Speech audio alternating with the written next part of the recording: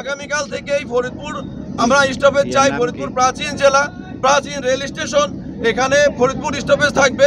এটা আমাদের প্রাণের দাবি যে ফরিদপুরের উপর দিয়ে যে ট্রেনই যাবে অবশ্যই তাকে ফরিদপুরে স্টপেজ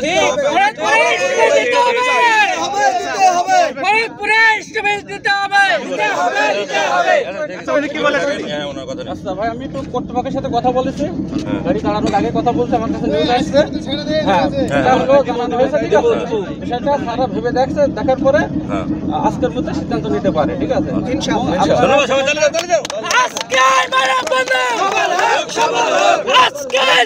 রেল ভবন বরাবর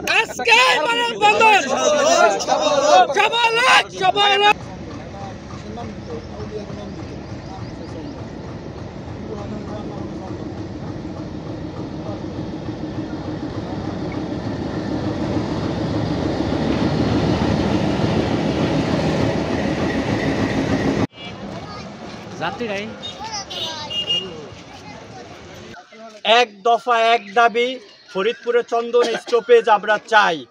যতক্ষণ না পর্যন্ত এই স্টপেজ দেয়া না হবে ততক্ষণ পর্যন্ত আমাদের এই আন্দোলন চলমান থাকবে।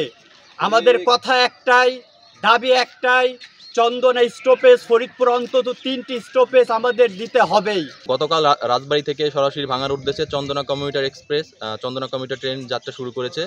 আমরা এই যাত্রাতে অত্যন্ত আনন্দিত, কিন্তু ফরিদপুর একটি প্রাচীন জেলা শহর হওয়ার পরও, এখানে যাত্রী অনেক থাকার পরও যে এখানে যে স্টপেজ না দেওয়ার কারণে আমরা অত্যন্ত মর্মাহত। এবং আমরা আজকের এই মানববন্ধন থেকে ফরিদপুরের সর্বস্তরের জনগণ দাবি জানাই অনতিবিলম্বে আগামীকাল থেকে এখানে এই স্টপেজ দেওয়ার মাধ্যমে আমাদের সকল শ্রেণী পেশার মানুষ যেন উপকৃত হয়।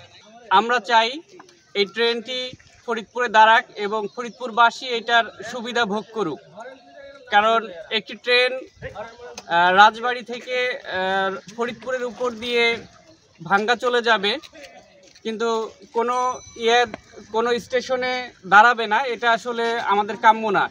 আমরা চাই যেহেতু ট্রেন ফরিদপুরের উপর দিয়ে যাবে এবং প্রাচীন শহর হিসেবে ফরিদপুরের উপর দিয়ে এই ট্রেনটি যাওয়ার সময় অন্তত একটু যাত্রা বিরতি দিক, যাতে করে ফরিদপুরবাসী এটার সুবিধা ভোগ করতে পারে।